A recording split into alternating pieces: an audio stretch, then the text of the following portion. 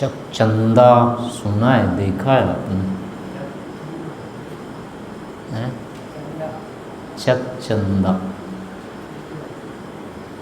कोई बिहारी होता तो पता लगता।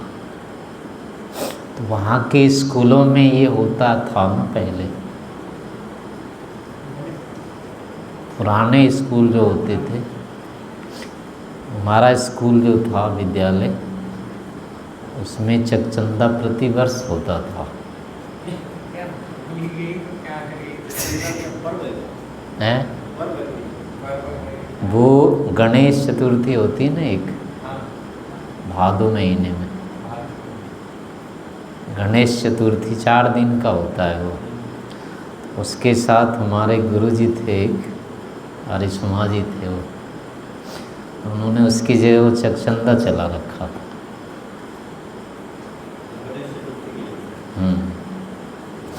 उसमें एक कई तरह के गीत गाते थे, कई सारे होते थे। उसमें एक ये होता था, आपको समझ में आया बोलूं? हैं? उसमें पे होते थे बोल, यानी कि जितने भी बच्चे होते थे ना, सारे मिल करके और उनके साथ एक गुरुजी रहते थे, तो वो साथ साथ में चलते थे।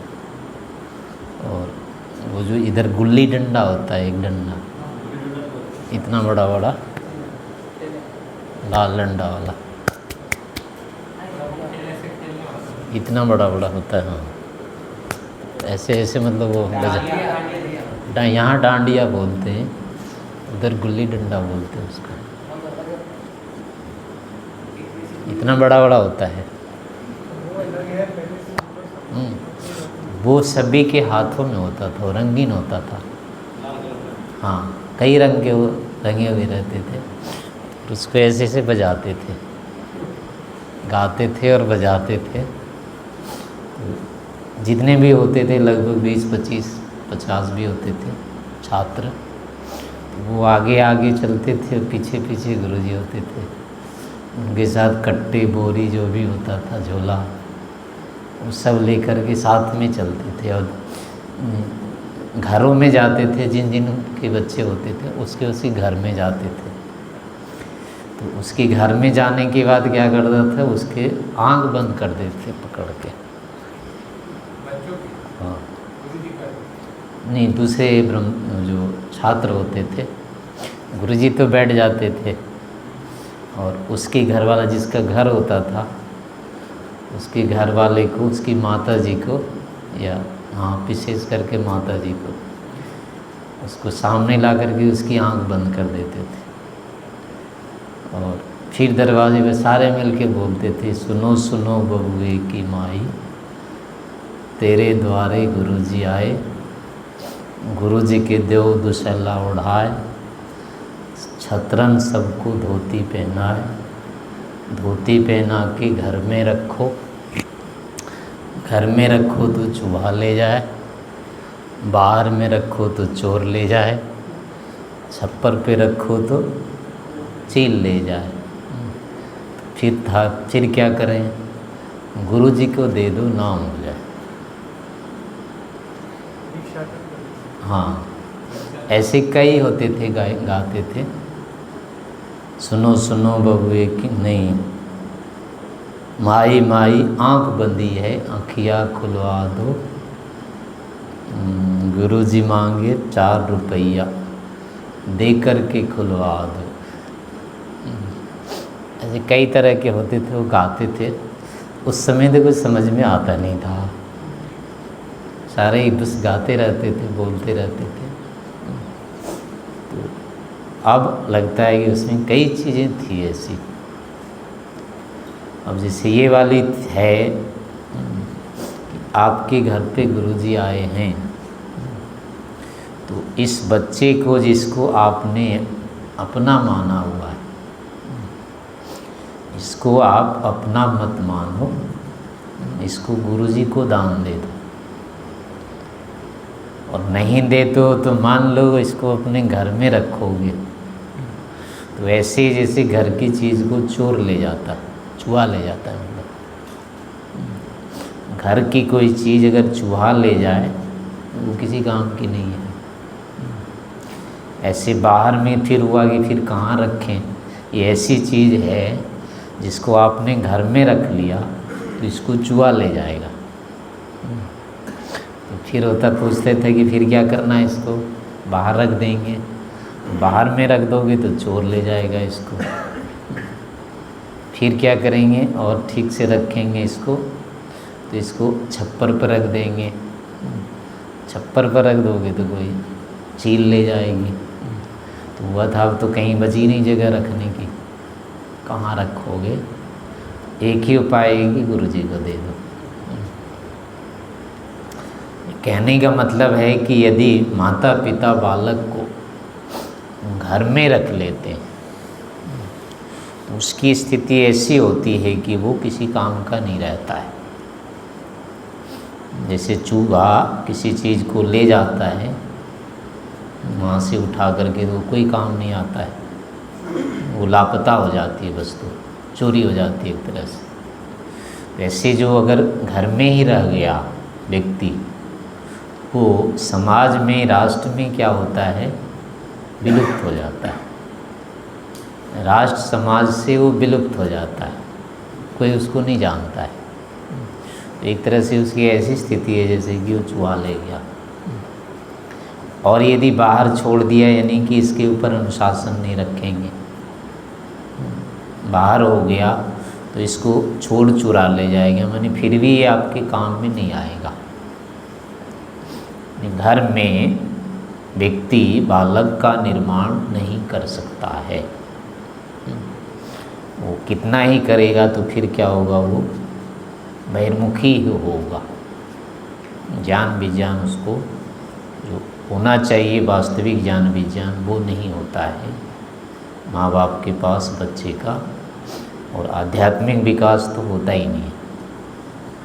इसलिए हुआ कि बाहर भी रख दोगे तो ऐसी स्थिति जैसे कि चोरी हो गई, यानी कि इसका चरित्र होगा, व्यवहार जो होगा वो आपके काम नहीं आएगा, या आपको कुछ नहीं समझेगा। ऐसे ही आप चाहते हो कि इसको छप्पर पर थोड़ा और सहारा देंगे, ऊपर देंगे, तो ये ऊपर उड़ जाएगा, आपके हाथ से निकल जाएगा। तो इन सभी दोषों से बचाने का एक ही उपाय है कि बस दे दो इसको गुरु जी को। वहाँ देने से एक तो क्या होगा, आपका नाम हो जाएगा और ये भी प्रसिद्ध हो जाएगा। नहीं देने से क्या होता है, व्यक्ति निंदित होता है। लेकिन उसी चीज़ को यदि वो दे देता है तो प्रशंसित हो जाता है। कहने का अर्थ ये होता है कि जिस चीज़ का भोग हम व्यक्तिगत रूप में कर लेते हैं, दूसरे को उसको भोगने का अवसर नहीं देते हैं, तो ये स्थिति क्या होती है, एक निंदित स्थिति होती है। मोघमन्नम बिंदते अप्रचेता। जो मूढ़ व्यक्ति होता है वो पाप युक्त अन्न को खाता है। जो प्रचेता नहीं होता है, मूढ़ बुद्धि होता है, वो जो खाता है वो एक प्रकार से पापन को खाता है। और ये मैं सत्य कहता हूँ, बध इत स तस्य। ऐसा जो उसका खाना है उसको मार देता है, वध कर देता है। यानी जो अपने लिए केवल खाता है, वो खाना उसका, वो भोजन उसका घातक होता है। क्योंकि अब उसमें हेतु दिया, न आर्यमणम पुष्यति, ना तो वो आर्यमा को अर्थात ऐश्वर्यशाली किसी को पुष्ट कर रहा है, किसी प्रेरक व्यक्ति को ना तो पुष्ट कर रहा है, ना धनवान व्यक्ति को पुष्ट कर रहा है। यानी कि अन्य किसी को ना तो पोषण कर रहा है, ना ही न सखायम, ना तो अपने मित्र साथी का पोषण करता है वो। इसलिए केवलाघः केवलादि भवति। स्वयं खाने वाला क्या होता है? वो स्वयं को खाने वाला होता है। केवलाघः केवलादि, या केवल पाप खाने वाला होता है। तो इस कारण से ये नियम क्या होता है? केवल भोजन पर ही नहीं, प्रत्येक भोग पर लागू होता है। भोग एक ऐसी वस्तु है जिसको कि यदि भोक्ता अकेले भोग स्वयं भोग लेता है तो उससे क्या होता है? वो अप्रशस्य हो जाता है। लेकिन उसी को वो अगर दूसरे को दान कर देता है तो प्रशंसित हो जाता है।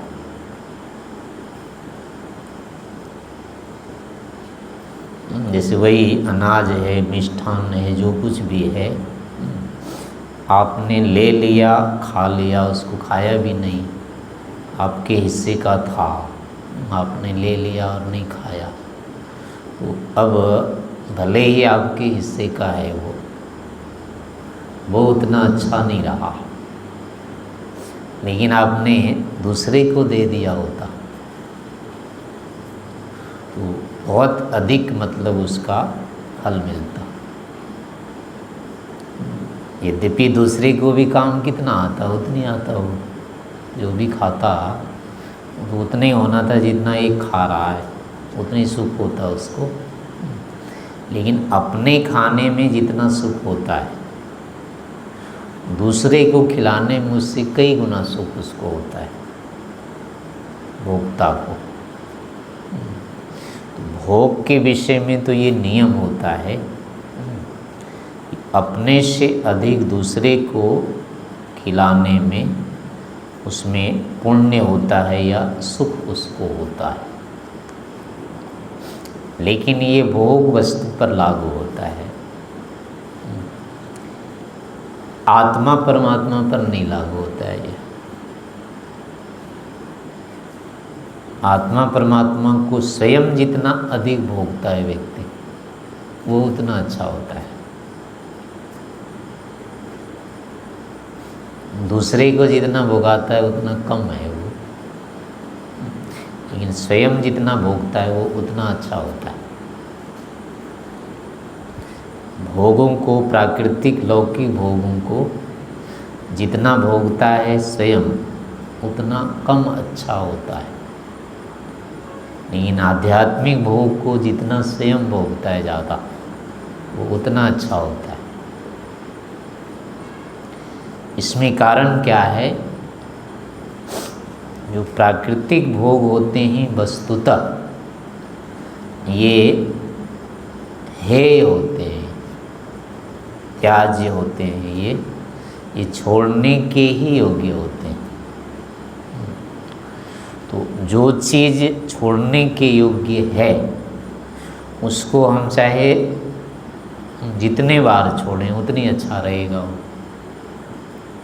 और जितने देर तक उसको पकड़े हुए हैं उतने ही खराब है वो, क्योंकि छोड़ने की चीज़ है। अब वो जितनी जल्दी छूट जाती है उतना ही अच्छा होगा, और जितनी देर में छूटती है वो उतना अच्छा नहीं होगा। यद्यपि वो छूटती नहीं है एकाएक, लेकिन फिर भी उसको छोड़ने का अभ्यास धीरे धीरे करना होता है, तो वो उसका अभ्यास भी प्रशस्त होता है। इसलिए किसी को दे देना अधिक अच्छा होता है भोग, कि स्वयं वो भोग ले उसको। उसके पीछे कारण यही है कि अंततः सारा ही देना होता है, थोड़ी भी ये रखने की चीज़ है ही नहीं। अब ये अलग व्यवस्था है कि एक ही दिन में दिया नहीं जा सकता, ये एक ही दिन में दे दे तो मर ही जाएगा वो, तो आगे कुछ देने लायक रहेगा ही नहीं। इस कारण से एक दिन में भी नहीं देना होता है ये, लेकिन वो देना है ये मान करके ही भोगना होता है। ये देने की चीज़ है, दे देना है, छोड़ देना है, ऐसे मान करके यदि उसको ग्रहण करते रहते हैं तो आज नहीं तो कल फिर ये स्थिति बन जाती है कि चलो दे देते हैं इसको। थोड़ा थोड़ा थोड़ा थोड़ा अगर मानते जाएंगे कि ये तो छोड़ना है, आज नहीं तो कल वो छूटेगा ही, ऐसा नहीं होगा कि नहीं छूटेगा। तो इस कारण से है कि लौकिक भौतिक वस्तुओं को हम जितना अधिक भोगते हैं अर्थापत्ति से होगा है, उतना ही वो क्या है, अपुण्यकारक, अप्रशस्य है वो उतना। वैसे भी कोई व्यक्ति मतलब समाज में, मंच में, सार्वजनिक रूप में अगर ये कहता है कि मैंने इतना खाया आज, तो उसकी निंदा होगी या प्रशंसा? 1.5 किलो खा गया, 2 किलो रसगुल्ला खा गया, लोगों को सुन के प्रसन्नता होती है या दुख होता है?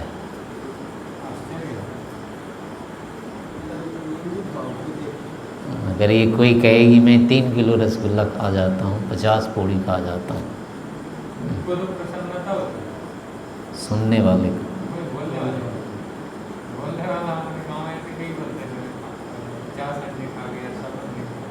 हाँ, लेकिन खा गया, लेकिन सुनने वाले को क्या होता है, उसके मन में उसके प्रति क्या होता है?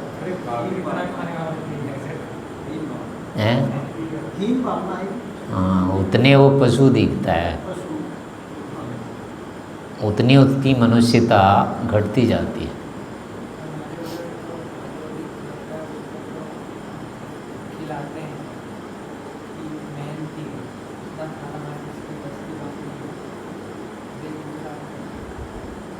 नहीं, एक तो चलो खाता है और मेहनत करता है, वो तो अलग बात हो जाती है। खाने वाला खाता जो है ना, वो जो कहते हैं कि हम 2 किलो रसगुल्ला खाते हैं, 5 किलो खाते हैं और कोई काम नहीं करता है, बस भांग पी के सोता है,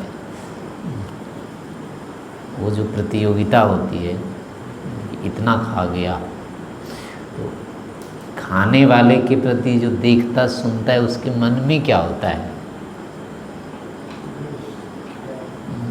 एक व्यक्ति ने कहा मैं 6 पूड़ी खाता हूँ, दूसरे ने कहा मैं 46 खा जाता हूँ। अब बोलो, बताओ, उसको आश्चर्य तो होता है, लेकिन वो आश्चर्य किस विषय को होता है? बलवान व्यक्ति होता है या कुछ और होता है?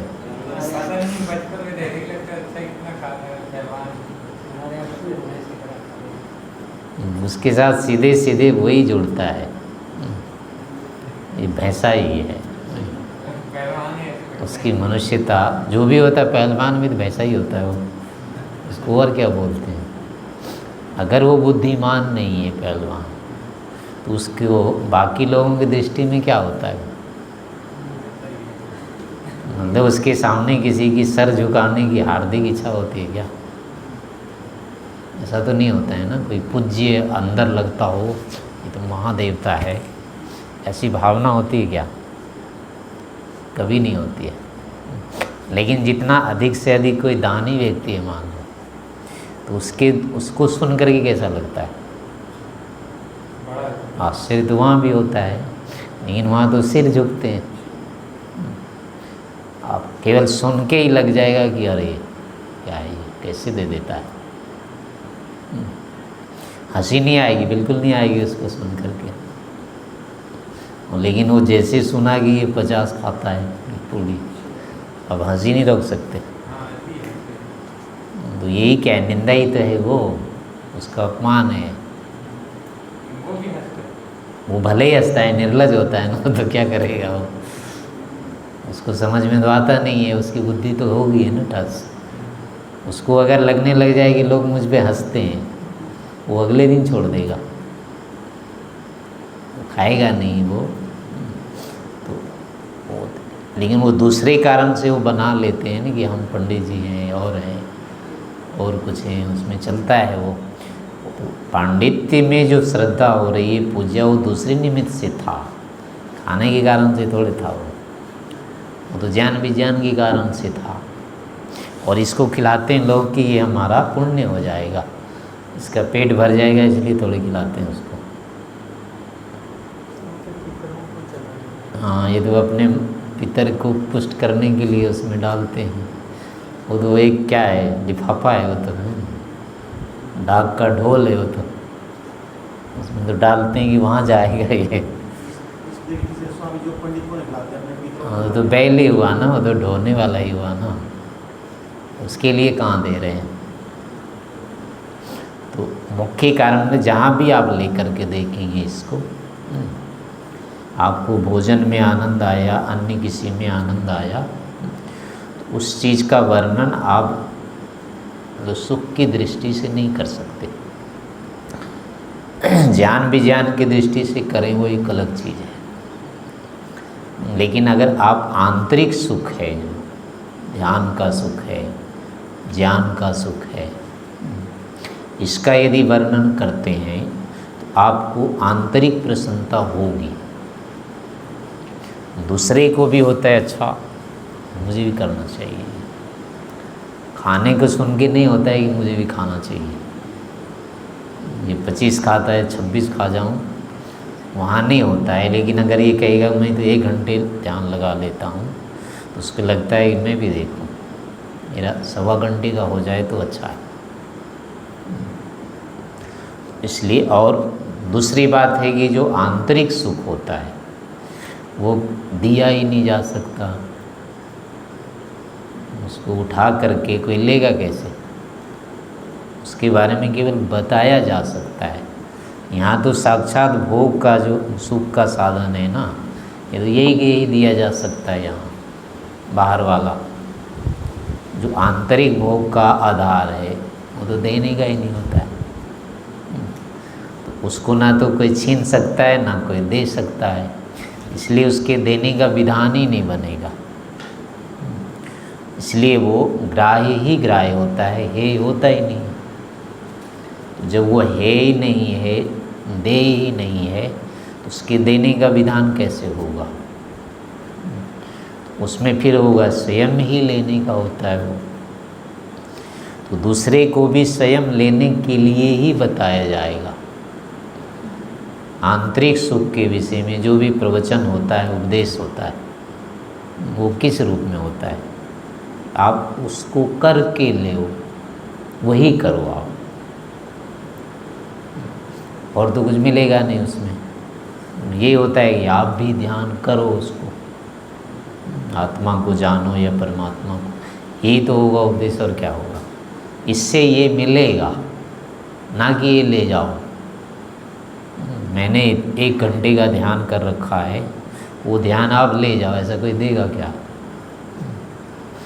वैसे कई लोग जो करते हैं ना मंत्र का जाप अनुष्ठान, वो 1000 का, 2100 का, 10,000 का, 1 लाख का करके रखते हैं। और कोई अगर आता है कि हमको 1000 का वो करा दो, अनुष्ठान करा दो, वो बोलता है कि मैंने करके रखा है, ले जाओ, इतना दान दे दो और मैंने कर रखा है, अब ले जाओ। तो तत्काल वाला भी मिलता है आजकल के। पहले तो सीधे उसको दे करके करवाते थे, घर में कराते थे या कहीं, या मंदिर वंदिर में वो करता था पहले। अब कई ऐसे होते हैं, उन्होंने इसको क्या कहते हैं, तत्काल जो मिलता है,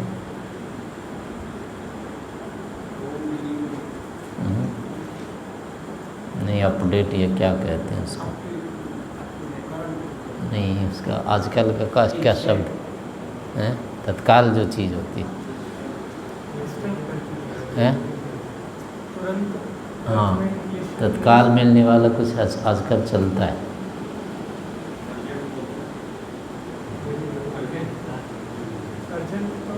नहीं एडवांस कहते हैं, या और कुछ होता है कि वह तत्काल अपना मिल जाएगा, ले जाओ बस।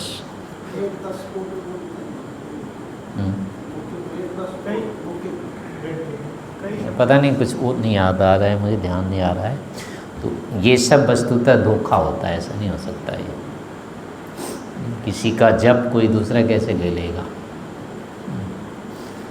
फिर भी क्या होता है कि उसके लिए उत्तम कर्म किए जाते हैं, उसके निमित्त यज्ञ आदि में ऐसा विधान होता है, दूसरे के लिए यज्ञ किया जाता है।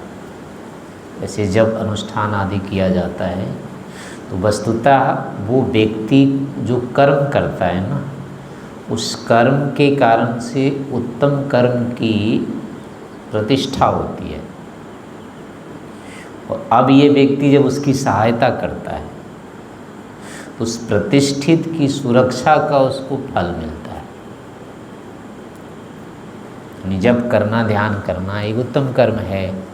अब जिसने उसको कर्म किया तो उसकी कर्म की रक्षा की ना, उसने बढ़ाया उसको, वो करने वाला तो अच्छा हो गया, तो करने वाले को इसका पुण्य मिलेगा, उसने अच्छा काम किया।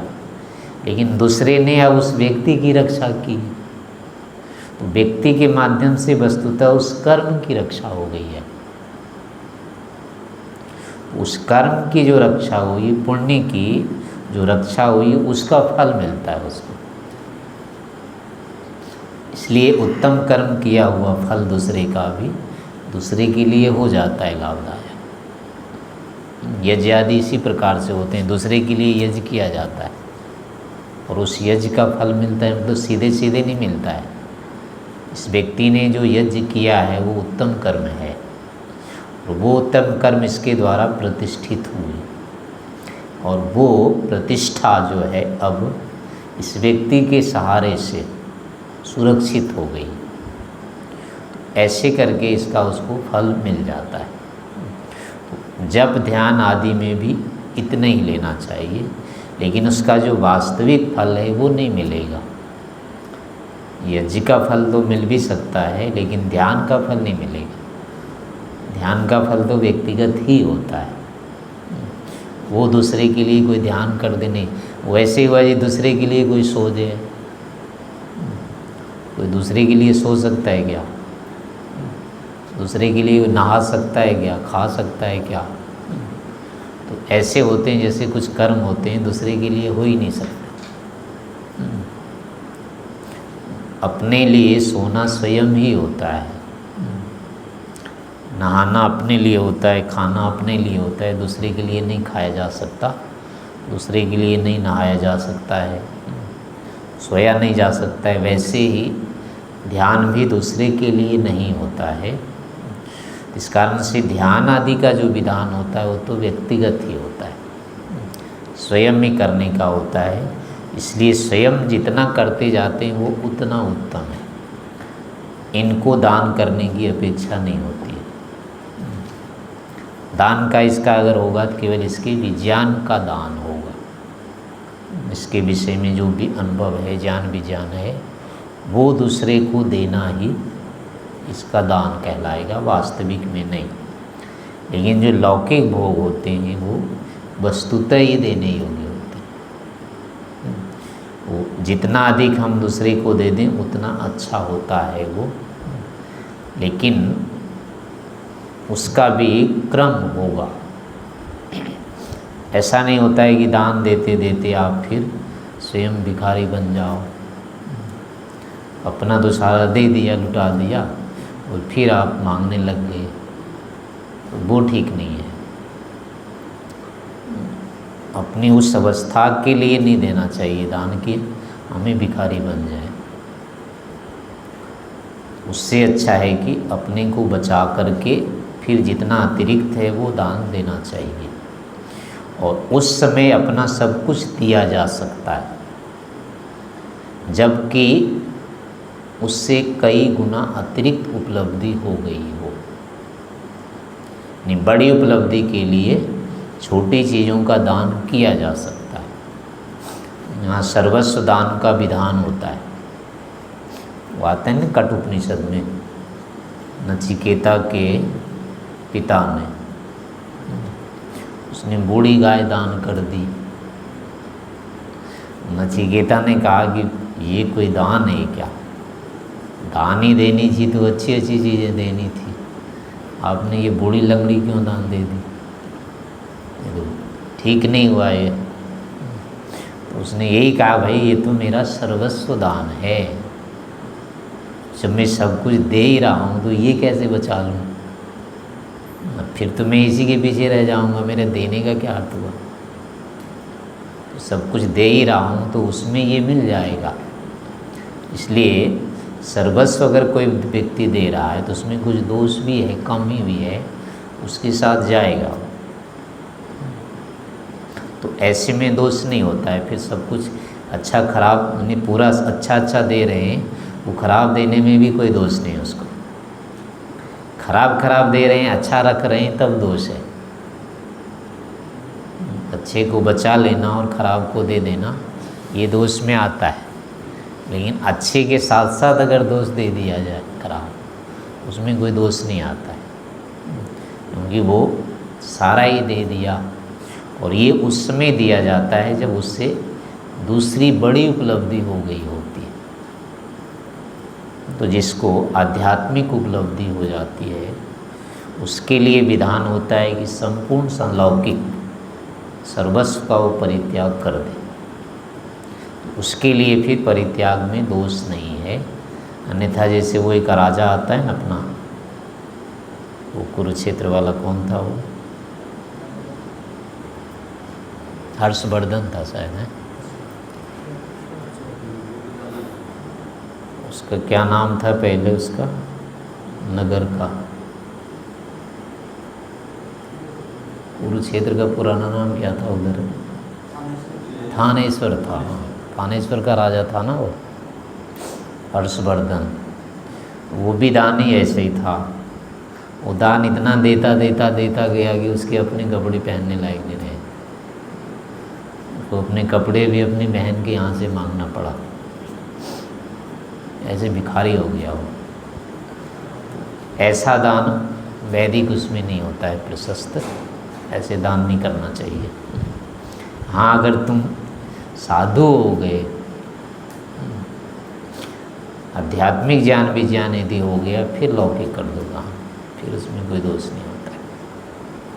तो ऐसी स्थिति में भी मतलब भौतिक दान का भी एक वो होता है, यानी उसका भी निमित्त होता है कि आध्यात्मिक उपलब्धि के लिए इसका देना प्रशस्त होता है। ये इसीलिए दिया जाता है कि जब तक संपूर्ण नहीं देगा तब तक वो आध्यात्मिक पूरी उपलब्धि नहीं होगी। जितना बचा के रखेगा उतनी वो आध्यात्मिक उपलब्धि जो होती है वो बची रह जाती है। तो उसकी पूर्णता के लिए भी ये आवश्यक होता है कि ये भी पूरी तरह से छोड़े, इसको भी दान कर दे। तो क्योंकि वो आत्मा एक ऐसी चीज़ है जो इन सब से पृथक है। आत्मा और लोक ये दोनों विजातीय द्रव्य होते हैं। आत्मा की कृतकृत्यता या तृप्ति जो होती है वो प्रकृति के सानिध्य में नहीं होती। प्राकृतिक दोष उसको दबा के ही रखते हैं, अगर वो प्राकृतिक सानिध्य बनाए रखता है तो। इसलिए आत्मा को विशुद्ध करने के लिए, विशुद्ध रखने के लिए, या उसको अपने स्वरूप में, जिसको कहते हैं अमला, केवला या आता है अमला आता है, विशुद्ध आत्मा का विशेषण आता है नहीं, अमला ही आता है। तो आत्मा के लिए अमला वाला जो विशेषण आता है वो तभी आता है जब पार्थक्य हो जाता है। प्रकृति के साथ अगर वो पार्थक्य नहीं कर रहा है तो वो मलिन ही रहता है, मलिन आत्मा है। जिस आत्मा का संबंध प्रकृति से नहीं छूटा वो मलिन आत्मा है, वो विशुद्ध आत्मा नहीं होती है। इसलिए आत्मा की विशुद्धि के लिए, निर्मलता के लिए, दोष राहित्य के लिए ये अनिवार्य होता है कि वो भोग का, लोक का परित्याग पूरी तरह से करे। तो इसी भावना को लेकर के निरंतर प्रयास करते रहना चाहिए, अर्थात आध्यात्मिक सामर्थ्य बढ़ाते जाना चाहिए। जितनी जितनी हमारी आध्यात्मिक सामर्थ्य बढ़ती जाएगी, उतना उतना लोक का परित्याग हमारे लिए सुखद होता जाएगा। अगर आध्यात्मिक ऐश्वर्य नहीं है तो फिर लोक का त्याग हो ही नहीं पाएगा, और हुआ तो भी दुखद रहेगा, वो परिणाम नहीं देगा। तो एक है कि इसका त्याग भी अनिवार्य है, लेकिन त्याग के साथ साथ आध्यात्मिक ऐश्वर्य भी आवश्यक है। यानी अपना स्वरूप ज्ञान, तत्व ज्ञान, पार्थक्य ज्ञान भी इसके साथ अनिवार्य है। तत्पूर्वक ही इसका परित्याग सफलता का देने वाला होता है या हितकारी होता है।